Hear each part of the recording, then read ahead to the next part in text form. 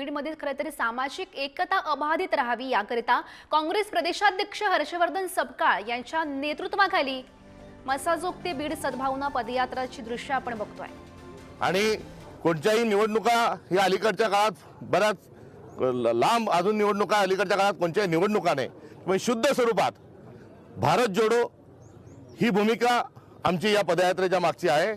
मी देशमुख परिवाराचा कारण मी या समाजातला घटक आहे, मी याच महाराष्ट्रातला घटक आहे, मी या देशातलाच नागरिक आहे आणि या नागरिक असण्याच्या नात्यातून मला कुठेतरी अशा घटना महाराष्ट्रात घडतायत याबद्दल एक क्षमेचा देखील भाव या परिवाराच्या प्रती आहे की असा समाज आपण कसा निर्माण केला की जिथे क्रूर पद्धतीने हसून हसून गुन्हेगार जे आहेत ते खून करतात।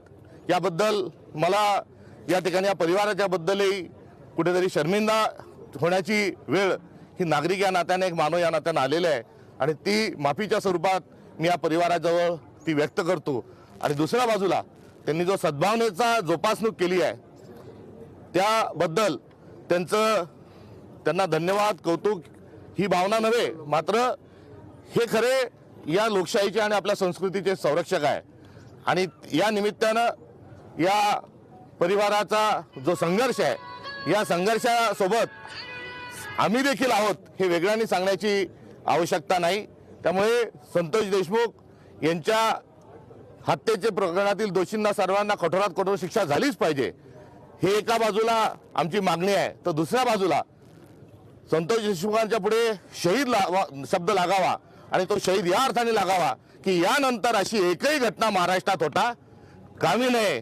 या अनुषंगानं त्यांचे बलिदान ही व्यर्थ आम्ही जाऊ देणार नाही ही देखील मनामध्ये आज आमच्या कामना आहे आणि या सर्व भूमिकेतून आम्ही पदयात्रा सुरू करत आहोत। सपकाळ साहेब, बलिदान म्हणताय तुम्ही खरं तर, पण हे बलिदान मानायचं का? कारण बलिदान आपण चांगल्या गोष्टीसाठी देत असतो, काय चांगलं झालं त्याच्या बलिदानानंतर? मी हा मृतक हा शब्द त्यांच्या पुढे लावतो, त्यांना हत्या करण्यात आली हा लावतो। त्यांच्यातून चांगलं त्याच्यातून काही झालेलं नाही, त्याच्यामध्ये माणसांची मनं खराब झालेली, एका परिवाराची अपरिमित त्यांचं नुकसान झालेलं आहे। मात्र आपण धडा शिकवण जी आहे एक धडा या त्यांच्या बलिदानाच्या आणि त्यांच्या हत्येच्या निमित्ताने घेतला पाहिजे आणि यापुढे पैशाच्या राजकारणाच्या टोळीच्या माध्यमातून एक खून महाराष्ट्रात होता दिवशी आपण करू त्या दिवशीच त्यांना आपण शहीद म्हणू शकू। सपकाळ साहेब, आपण भगवानगडावर गेला होता, भगवानगडावर काय चर्चा झाली? कारण त्याच भगवानगडावर तुम्ही देशमुख कुटुंब पण गेलं होतं, पण त्यापूर्वी नामदेव शास्त्री यांची भूमिका वेगळी होती, ती आता बदललेली असली तरी तुम्हाला ती भूमिका कळली का? सद्भावनेच्या अनुषंगाने जात असताना सद्भावनेचं साकडं हे भगवानगडावर नारायणगडावर दोन्ही ठिकाणी आम्ही त्या ठिकाणी ते सद्भावनेचं साकडं घातलं आणि घालत असताना अनावश्यक स्वरूपाचे काही ज्या आस्थेचे जे पीठ आहेत त्या ठिकाणून जे अनावश्यक स्वरूपाचे जे विधान झाले त्यावर आम्हाला पक्षाला आमच्या खेद आहे। मात्र त्या ठिकाणी शुद्ध स्वरूपामध्ये सद्भावनेच्या अनुषंगाने साकडं घालण्याकरताच आम्ही गेलो होतो आणि महाराष्ट्रात सर्व जाती पंथाचे लोक गुन्ह्यागोंदीने नांदावेत हाच त्या ठिकाणी भेटीचा आमचा आशय होता। त्या ठिकाणी रोखलं गेलं असं म्हणतात, खरं त्या ठिकाणी काही चर्चा झाली अशी काय? सद्भावनेच्याच अनुषंगाने चर्चा झाली।